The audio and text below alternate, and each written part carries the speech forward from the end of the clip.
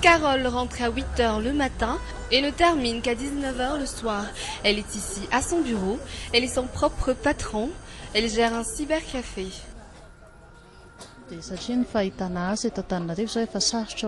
Puisque se trouver du travail ici à Antananarive pour les étudiants sortants n'est pas une tâche facile, j'ai cru bon de fonder ma propre petite entreprise pour avoir un peu plus de liberté. En ce temps-là, les cybercafés ne couraient pas les rues, comme aujourd'hui. De plus, ça attire beaucoup de jeunes grâce à Facebook. Une petite entreprise avec laquelle elle arrive à subvenir aux besoins de toute sa famille.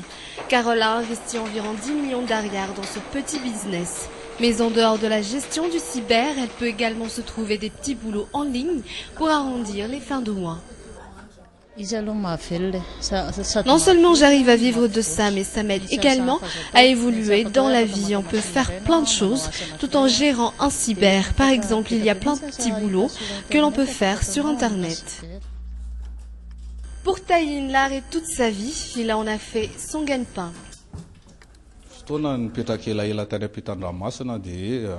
J'ai longtemps vécu à l'étranger, je n'ai pas d'autre travail à part celui-là, je ne sais pas faire autre chose.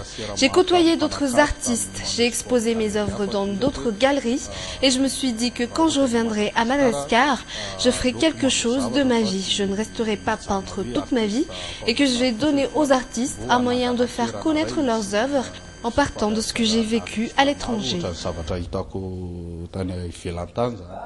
Taïn, qui en 9 ans est devenu de plus en plus professionnel comme étant peintre plasticien. Sa galerie reçoit d'autres artistes toute l'année, mais aujourd'hui, il expose ses propres œuvres. Moi, ce que j'aime surtout, c'est la spécificité de la personne, la morphologie de son visage, ses traits. Ma peinture se base sur l'impressionnisme si l'on suit l'histoire de l'art. Je n'entre pas dans les détails de l'œuvre. Pour moi, c'est plutôt les coups de pinceau et l'impression que ça donne qui comptent.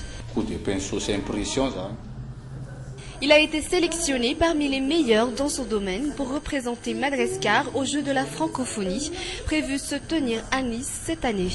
La créativité, la bonne gestion, c'est ce que ces jeunes estiment être la clé de leurs exploits.